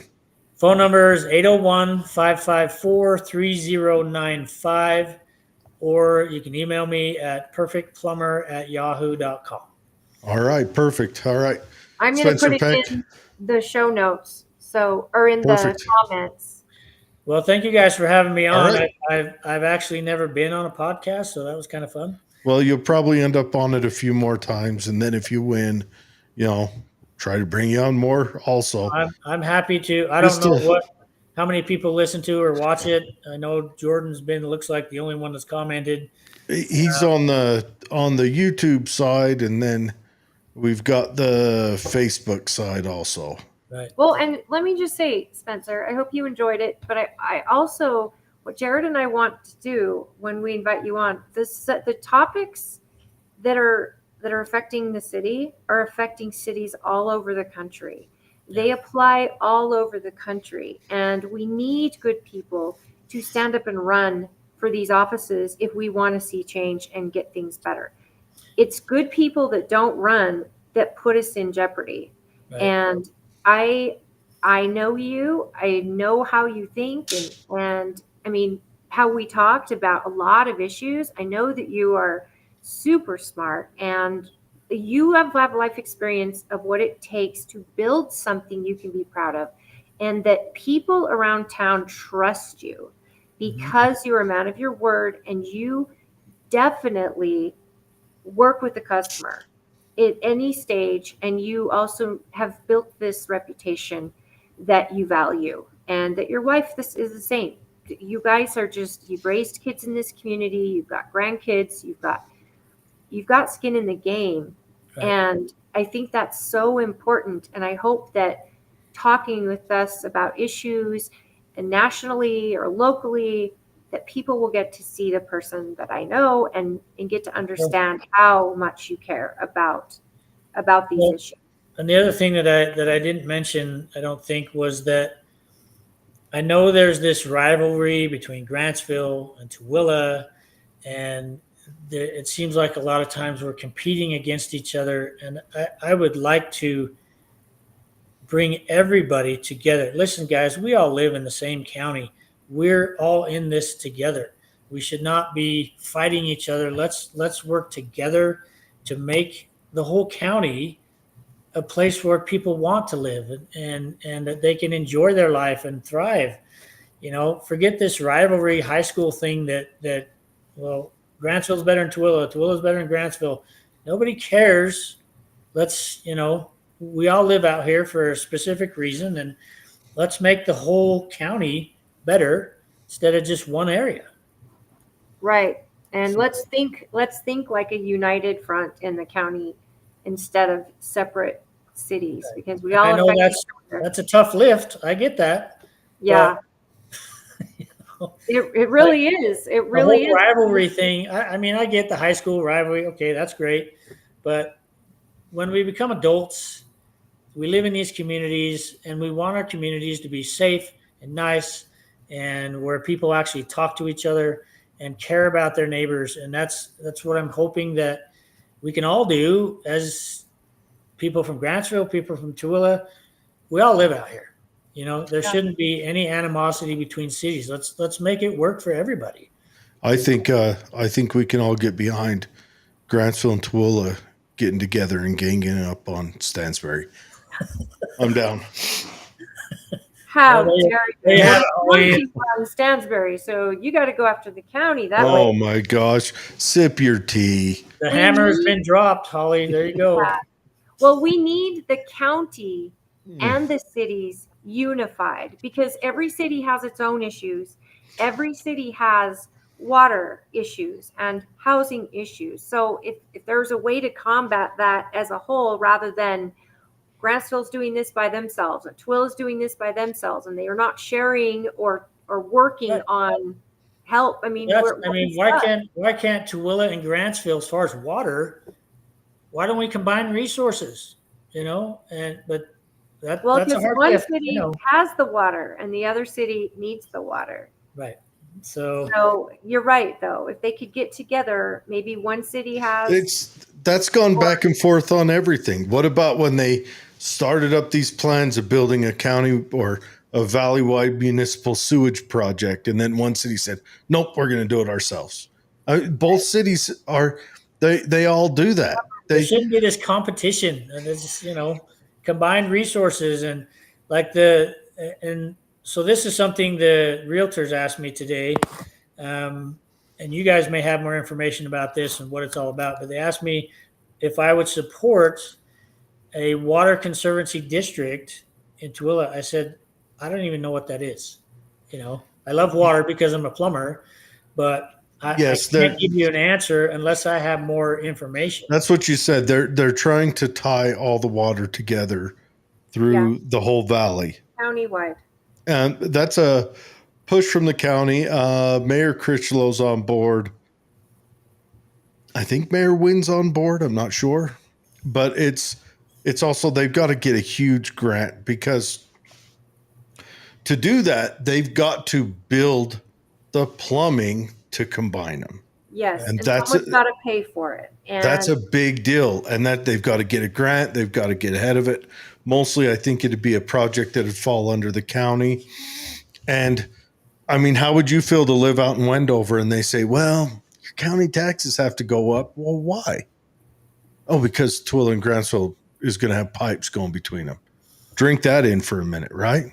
So I'm how do sure they there's manage that? underlying issues and all that, would people vote for that? Would it be a ballot initiative item? I don't know. I'll tell you, Grantsville would probably vote no as it stands. Right. Grantsville's protective of its water with cause. Just like Stansbury would vote no on letting anybody outside of Stansbury fish on that pond with all them grungy carp in it. okay, for Rude, it's actually a public pond, and we don't have Yeah, a but if choice. you guys had the vote, If we it's voted, a public pond. We would vote no private. We It's don't a want people public. fishing that don't live I here. know, because everybody protects what they have. Sure. Yes. And I get that. I understand that, but it's just like if there's something that the communities can do together to build each other, why would we Right. not do that? Yeah, it's going to Right. come down to money and, the whole community pride thing, Grantsville versus Tooele. Okay, but if who has more water? Is it Tooele or Grantsville? Grantsville has a lot more water Okay. because But like I said, though, Spencer, because you could Grantsville get also behind combined. a water preserve district. Like you could vote for that because it does benefit the county as a whole. It would be expensive, but all the cities would share the expense instead of just one trying to Grantsville, pipe it and get it around. the Grantsville would vote no, obviously, because they're going to protect what they have. Grantsville was a little bit smarter when they built their water collection system. Where does their water come from? It comes from South Willow, North Willow, Davenport, and all the little feeders there. And so they got a bigger collection system, and they also have less populace that pulls it. Right. But technically, no culinary comes from the reservoir, though. Mm-hmm. But, and Tooele's The was not. aquifers, Jer, don't they have aquifers as well? They do have aquifers. And But that's what Stansbury has as well. And we have our own water district in Stansbury, but they want to so link everyone together, which is they want to smart. tie us all together. And don't worry. I mean, vote no on it. It's going to happen one day. As that 10 miles gets skinnier, it's going to happen. Grantsville's growing. They're growing So is Tooele. constantly. Tooele yeah, and Grantsville Tooele- are both growing. They already want it, but see, Grantsville, they would vote against it, even though they're going to come to find out, as big as they are, having annexed where the racetrack is and all that area, and if they put more businesses in there and do all of that, they are going to need those pipes built. We're lucky Mayor Critchlow is not watching right now. He'd be screaming about all the smut you're talking. I love He'd be their- like, you know what Tooele did? Let me tell you what Tooele did. Yeah, but And these are things that I want to know about. I want to be involved in that conversation. I want to be educated. What are the pros? What are the cons? Can't we all just get along? And then make a decision based on what I feel would be the best for everybody. Let's help each other instead of having these little turf wars that don't do anybody any good. And so I don't know. That's just the way my brain is wired. Spencer, if you could get a meeting with her, Debbie Wynn is a wealth of knowledge, as is Mayor Critchlow, and they are legit people who love their county or their cities. I mean, no question about it. And I think that with you seeking knowledge, I would go to the source and talk to them, because we don't know the inside baseball as much as, the source would tell you what the issue is, the pros and cons. But like Jared said, at the end of the day, connecting all of us countywide with water would be hugely beneficial to every person living here. Mm-hmm. But for county or cities that don't want to give up their water, which is every city. yeah. So, But, you know, some cities are going to house all the businesses like Tooele. Other cities are going to have a lot of the houses like Stanford, like Grantsville. And Grantsville wants to be a small town, but they want to have a lot of businesses, but not to the extent Tooele is putting in. Right. So, and it's Well, close enough for people to drive. So there's maintaining a small town, we're past that. We're not a small town. Neither is Grantsville anymore. You know, and it's, I don't know. I Now, think it's will it ever the happen? I don't know, but people is are it worth talking about? I would think so. You know, who is it going to benefit? Like you said, I think that would benefit everybody. You know, and so why wouldn't we do it other than people's egos? It's not ego, it's fear. Yeah, and It associated has real nothing to do with ego. Grantsville's not saying we want to keep our water so we can say we have more water. It's because Grantsville's like, what happens when I need water and I can't get it because Tooele took it? yeah. You know, And for the just like Association Tooele, Realtor to ask this question of you, it's a very important question because the county's highly involved in this. They went to set everything up, and at last minute it changed. And I think the realtors in this county understand the development that's coming, and they too believe in smart development, not just, hey, boom, put all these developments up and then we always have water issues. Right. They want to get that infrastructure in place. I think that's why they're wondering if you would vote for it. And I think anyone should vote for infrastructure. It's still, again, I think we could put it out into developers and include it in their plans.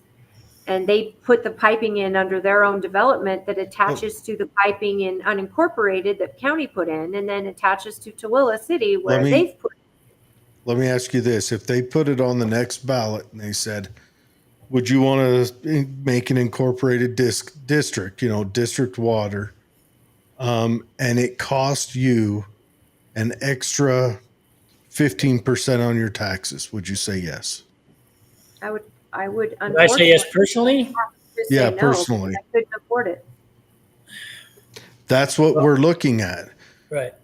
I would have to say it's one of those questions. No. I need more information.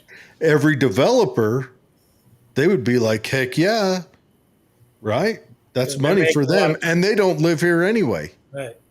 Yeah, Right? but Now, what if they put it on? The proposal was developers have to pay for this infrastructure.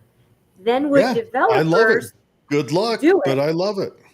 Of course, you can't afford the house they just built because they're going to include all that in that house. Well, no, the developers just won't build a house. Yeah, that's true. They will And then we're back build to having elsewhere. housing problems. You know how many times developments have started and then shut off for 10 years because it wasn't a profitable time for them, and then started right back up after that 10 years? They came into the city with these promises. The city never held them accountable. But what happens when a city breaks a promise to a developer? The city has to give them, you know, half of their water shares. Drink all that in. Where's our water at? Right there. Yeah. Well, and that was Stansbury Park. Initially was a development that they ended up putting on hold, and then all of a sudden we're one of the biggest bedroom communities anywhere. Well, didn't all the lakes in Stansbury, wasn't that with their own water? Didn't they fill those lakes with? There's a warm spring that feeds this lake. Okay. And Yeah, actually the old mill ponds. yeah, and they filled the lake, but we bought our house 20 plus years ago and we're told it's a private lake and all of that. And then 12, 15 years in, we're told, no, it's a public lake. And I'm like, if it's a public lake, why don't we see, you know, Utah, you know, rangers and stuff out here patrolling, or I don't know, dredging it so it's not so shallow and we don't get fish dying, and making sure people have licenses, because totally, and maintaining the lake. And it's just a very weird place for a community to be. You know, I haven't had a license check in A fishing license? fishing, hunting, 20 plus years now. 17 years old is how old I was the last time someone asked for my license. That I was only a few years ago. I don't think No. our fishing. I don't know if our fishing game out this way. Well, maybe they recognize there ain't no deer on this mountain, so they don't need to worry about it anymore. Yeah. Yeah, but there's I heard they're going to start giving out unicorn licenses out here. Out on Yeah. Antelope Island. Yeah, that'd be. No, they're going to give unicorn for the Stansberries and the Okers. Going to give out unicorn licenses. I'd like to see pictures of that. But Well, that's when you say there ain't no unicorn on that mountain, and I say there ain't no deer either.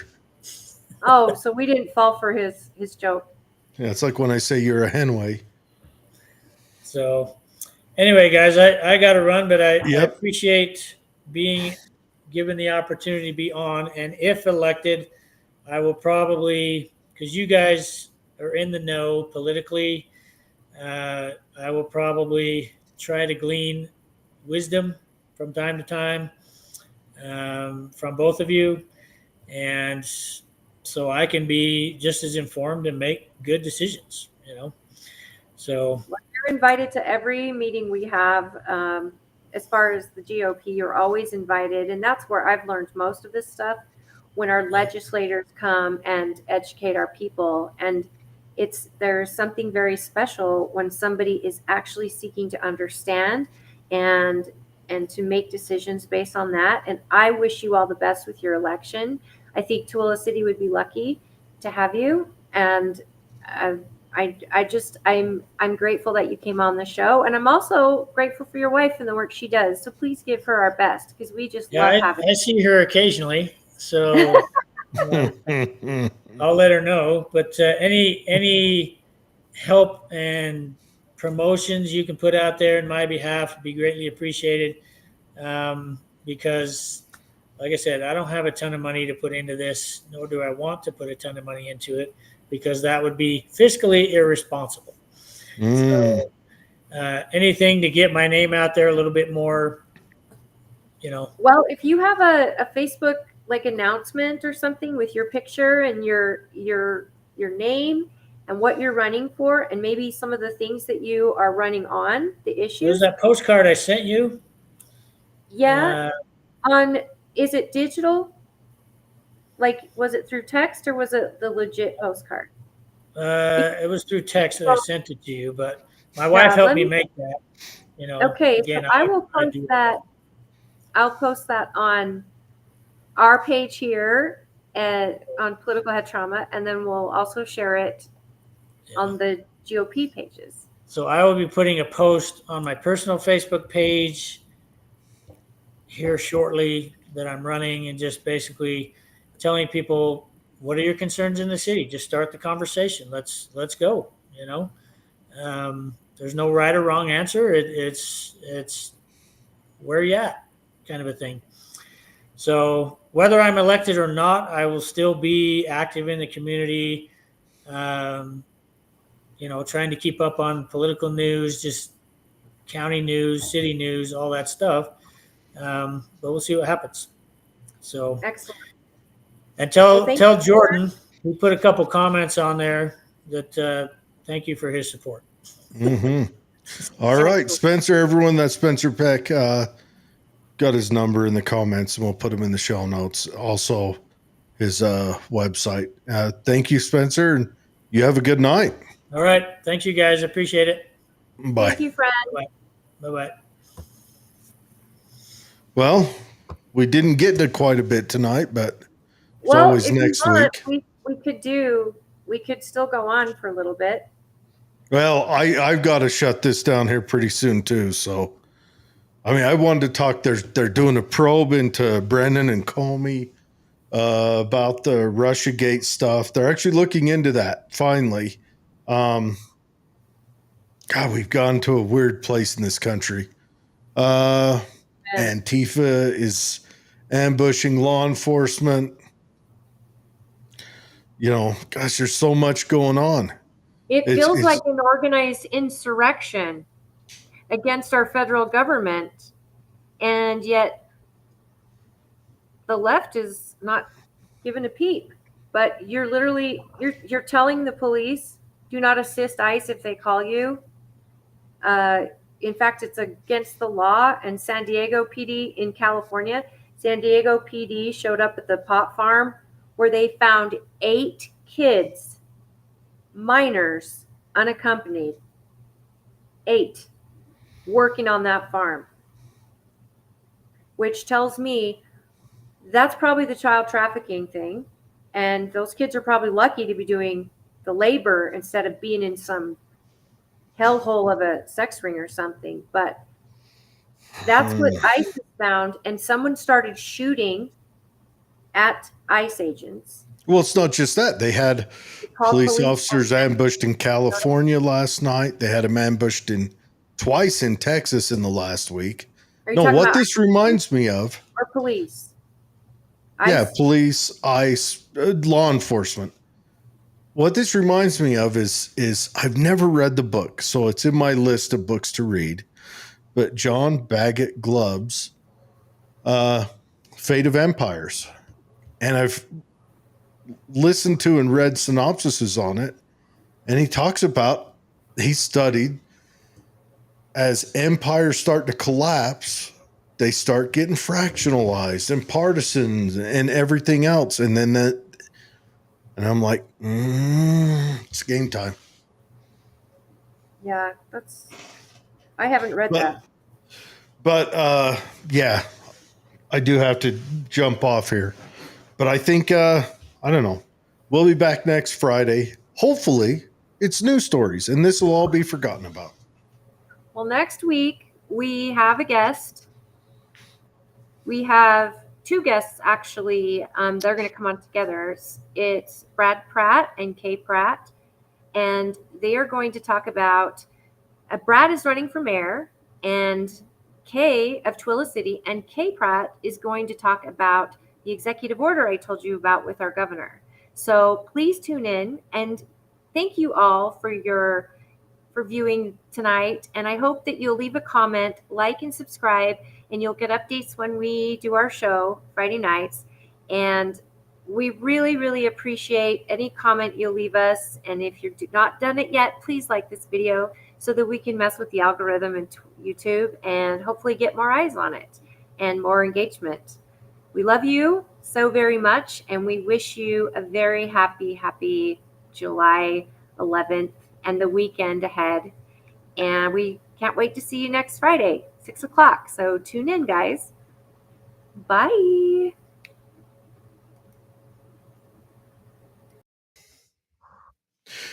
All right, everyone. Have a wonderful weekend and a wonderful week. And